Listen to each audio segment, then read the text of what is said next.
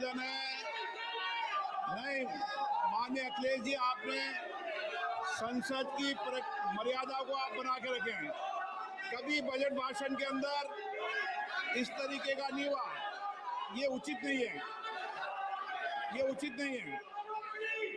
Akhilesh ji please, मैं आपको मौका दूंगा राज्यपाल अभिभाषण पे, प्लीज। नो, ये तरीका ठीक नहीं है। No,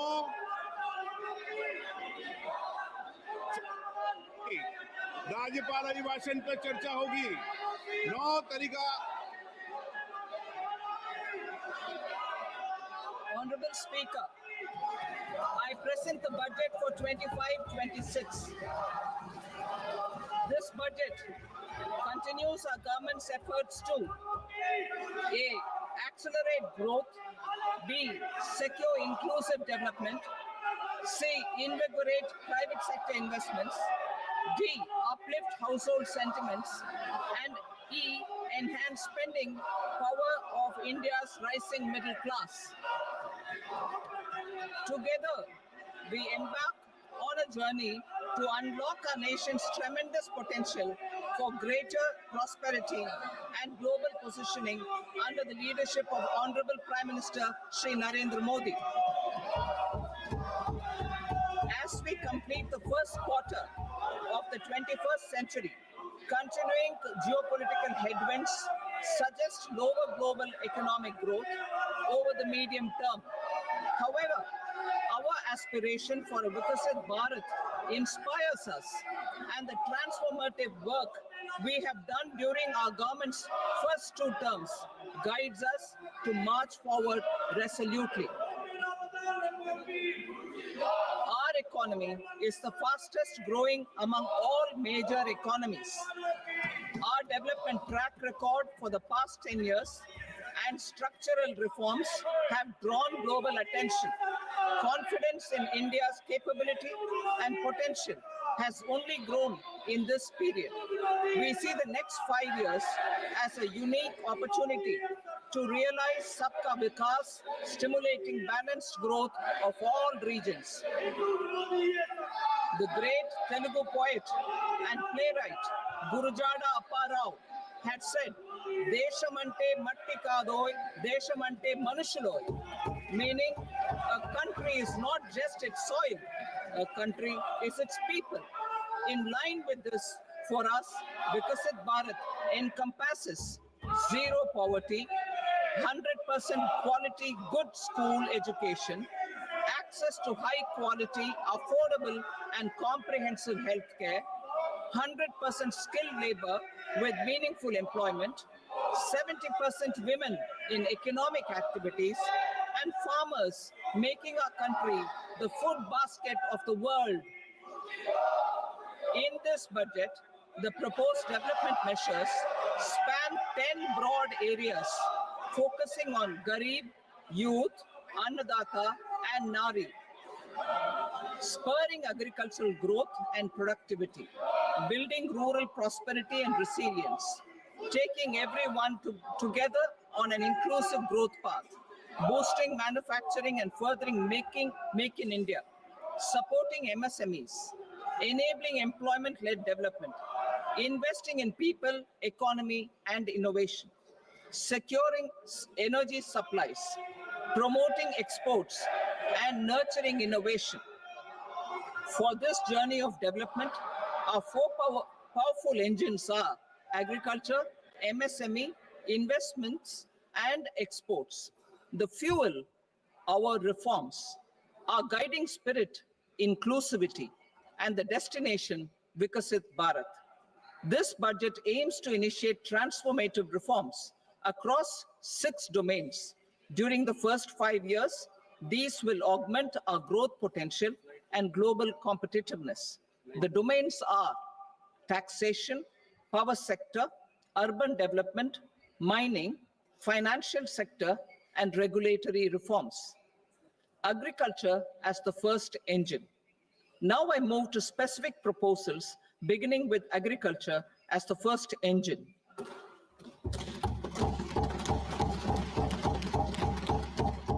Prime Minister Dhan Dhanya Krishi Yojana, Developing Agri-Districts Program. Motivated by the success of the aspirational district program, our government will undertake a Prime Minister Dhan Dhanya Krishi Yojana in partnership with states. Through the convergence of existing schemes and specialized measures, the program will cover 100 districts with low productivity, moderate crop intensity, and below average credit parameters. It aims to 1. Enhance agricultural productivity, 2. Adopt crop diversification and sustainable agricultural practices, 3. Augment post-harvest storage at the panchayat and block level, 4. Improve irrigation facilities, and 5. Facilitate availability of long-term and short-term credit. This program is likely to help 1.7 crore farmers. Building rural prosperity and resilience. A comprehensive multi-sectoral rural prosperity and resilience program will be launched in partnership with the states. This will address underemployment in agriculture through skilling, investment, technology, and invigorating the rural economy. The goal is to generate ample opportunities in rural areas so that migration is an option but not a necessity. The program will focus on rural women, young farmers, rural youth, marginal and small farmers, and landless families. The details are in Annexure A. Domestic best practices will be incorporated, and appropriate technical and financial assistance will be sought from multilateral development banks. In phase 1, 100 developing agri-districts will be covered. Atmanirbharta in pulses. Our government is implementing the National Mission for Edible Oilseed for achieving Atmanirbharta in edible oils. Our farmers have the capability to grow enough for our needs and more. 10 years ago, we made concerted efforts and succeeded in achieving near self-sufficiency in pulses. Farmers responded to the need by increasing the cultivated area by 50%, and government arranged for procurement and remunerative prices. Since then, with rising incomes and better affordability, our consumption of pulses has increased significantly. Our government will now launch a 6-year mission for Atmanirbharta in pulses with a special focus on Tuar, Urad, and Masoor. Details are in Annexure B. Central agencies such as NAFED and NCCF will be ready to procure these 3 pulses as much as offered during the next 4 years from farmers who register with these agencies and enter into agreements. Comprehensive program for vegetables and fruits. It is encouraging that our people are increasingly becoming aware of their nutritional needs. It is a sign of a society becoming healthier. With rising income levels, the consumption of vegetables, fruits, and Shri Anna is increasing significantly. A comprehensive program to promote production, efficient supplies, processing, and remunerative prices for farmers will be launched in partnership with the states. Appropriate institutional mechanisms for implementation and participation of farmer producer organizations and cooperatives will be set up. Makhana board in Bihar. For this, there is a special opportunity for the people of Bihar. A Makhana board will be established in the state to improve production, processing, value addition, and marketing of Makhana. The people engaged in these activities will be organized into FPOs.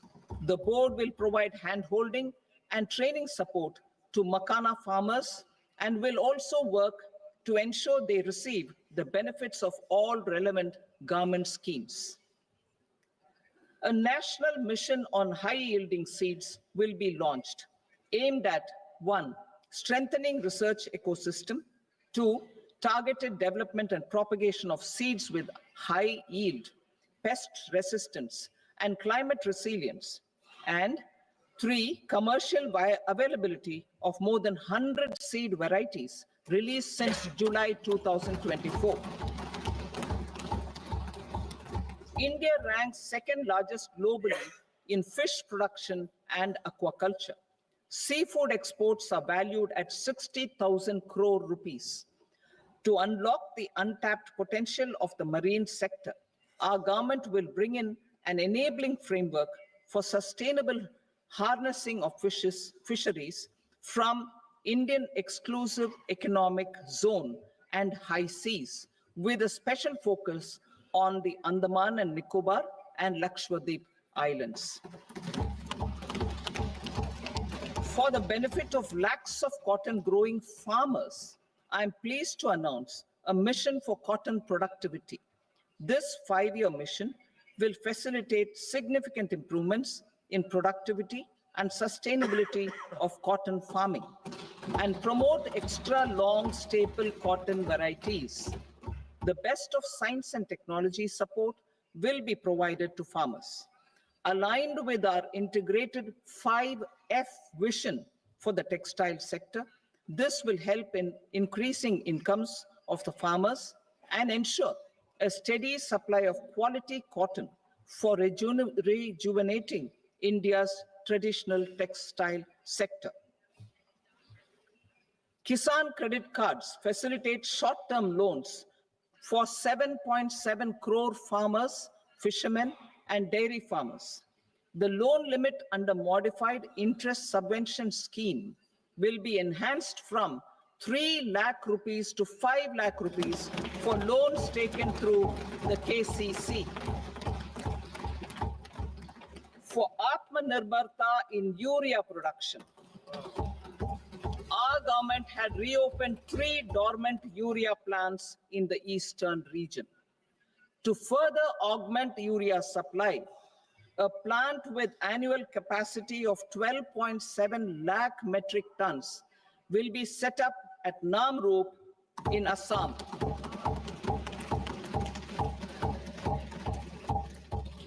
India Post, with 1.5 lakh rural post offices, complemented by the India Post Payment Bank and a vast network of 2.4 lakh Dak Sevaks, will be repositioned to act as a catalyst for the rural economy. Details are at Annexure C. India Post will also be transformed as a large public logistics organization. This will meet the rising needs of Vishwakarmas, new entrepreneurs, women, self-help groups, MSMEs, and the large business organizations. Our government will provide support to NCDC for its lending operations for the cooperative sector. MSMEs as the second engine. Now I move to MSMEs as the second engine, which encompasses manufacturing and services with a focus on MSMEs numbering 5.7 crores. Currently, over 1 crore registered MSMEs, employing 7.5 crore people and generating 36% of our manufacturing, have come together to position India as a global manufacturing hub. With their quality products, these MSMEs are responsible for 45% of our exports. To help them achieve higher efficiencies of scale, technological upgradation, and better access to capital, the investment and turnover limits for classification of all MSMEs will be enhanced to 2.5 and 2 times respectively.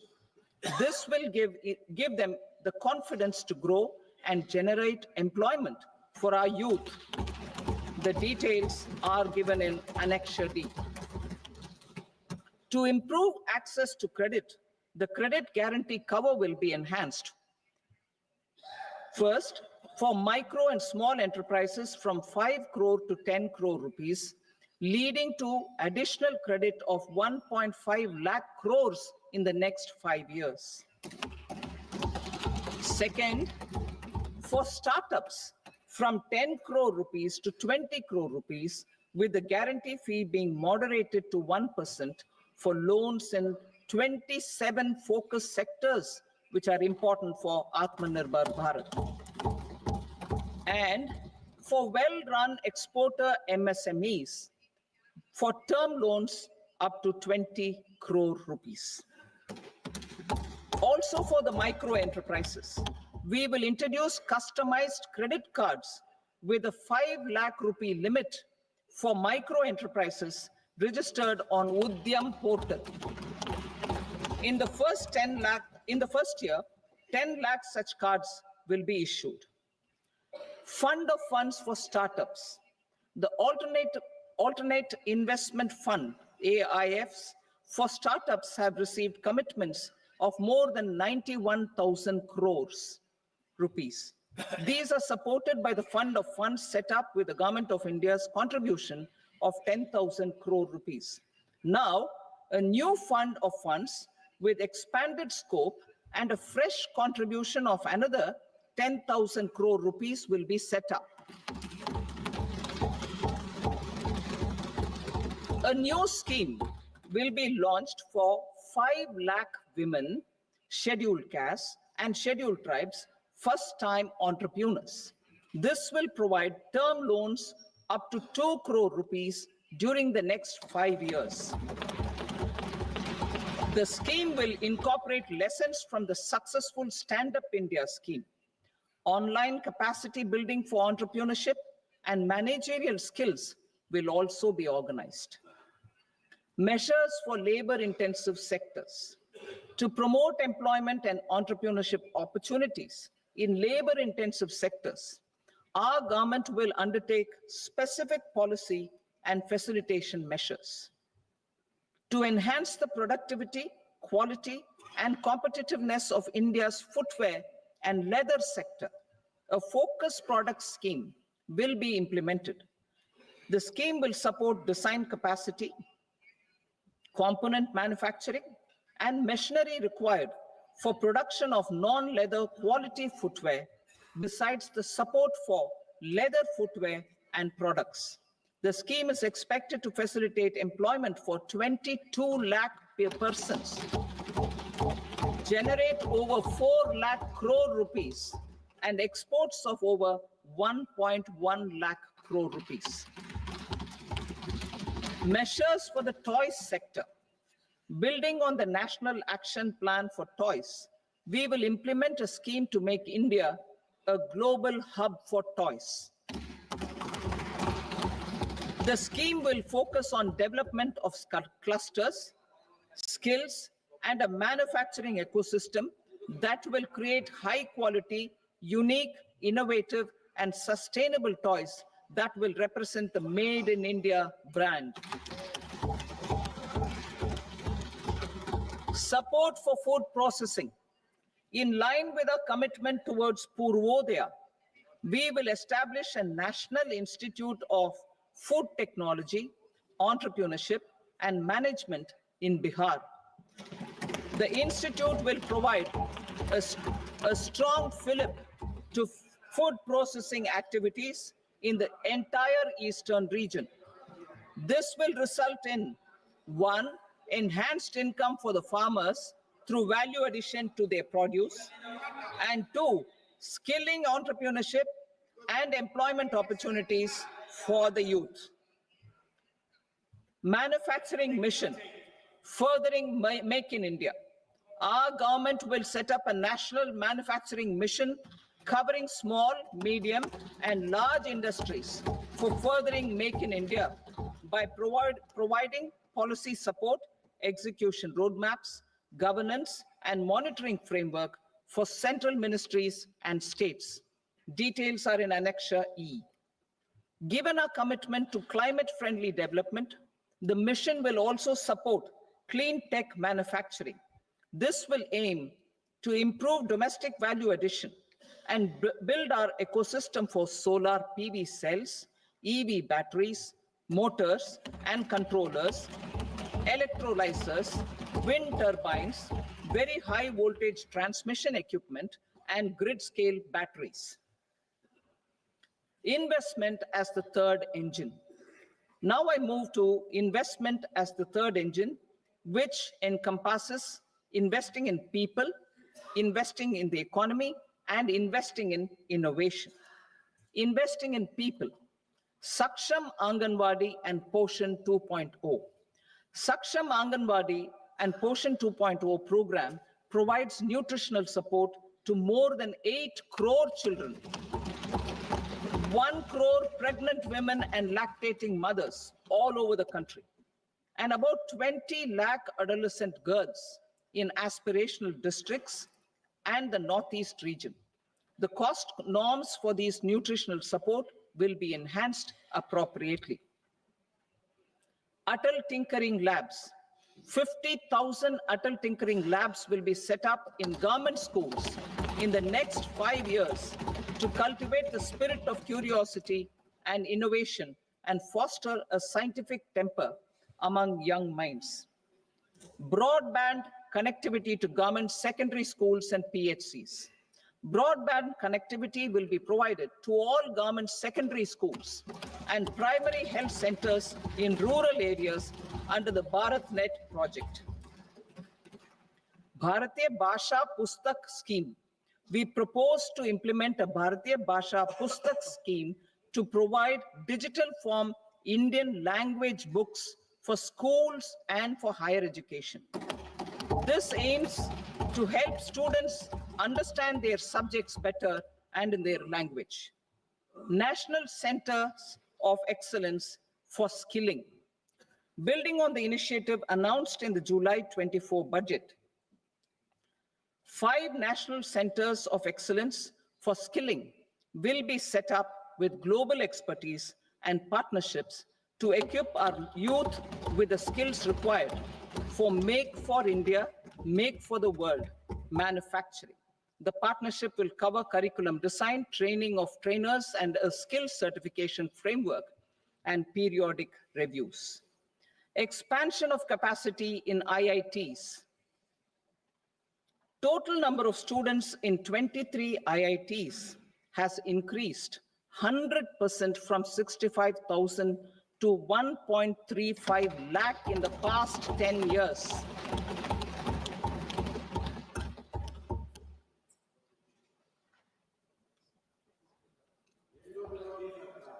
Additional infrastructure will be created in the 5 IITs started after 2014 to facilitate education for 6,500 more students. Hostel and other infrastructure capacity at IIT Patna will also be expanded.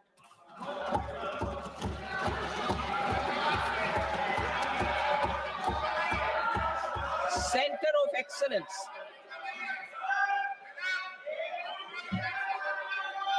Center of Excellence in AI for Education. I had announced 3 centers of excellence in artificial intelligence for agriculture, health, and sustainable cities in 2023.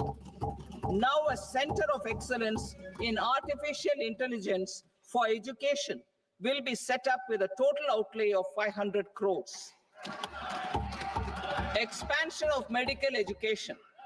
Our government has added almost 1.1 lakh undergraduate and postgraduate medical education seats in 10 years, an increase of 130%. In the next year, 10,000 additional seats will be added in medical colleges and hospitals towards the goal of adding 75,000 seats in the next 5 years. Daycare and cancer centers in all district hospitals. Our government will facilitate setting up of daycare cancer centers in all district hospitals in the next 3 years. 200 centers will be established in 25-26 itself. Strengthening urban livelihoods. Our government has been giving priority to assisting urban poor and vulnerable groups. A scheme for socio-economic upliftment of urban workers will be implemented to help them improve their incomes, have sustainable livelihoods, and a better quality of life. PM Swanidhi scheme has benefited more than 68 lakh street vendors, giving them respite from high-interest informal sector loans. Building on this success, the scheme will be revamped with enhanced loans from banks, UPI-linked credit cards with 30,000 rupees limit, and capacity building support. Social Security Scheme for welfare of online platform workers. Gig workers of online platforms provide great dynamism to the new age services economy. Recognizing their contribution, our government will arrange for their identity cards and registration on the e-Shram portal. They will be provided healthcare under PM Jan Arogya Yojana. This measure is likely to assist nearly 1 crore gig workers.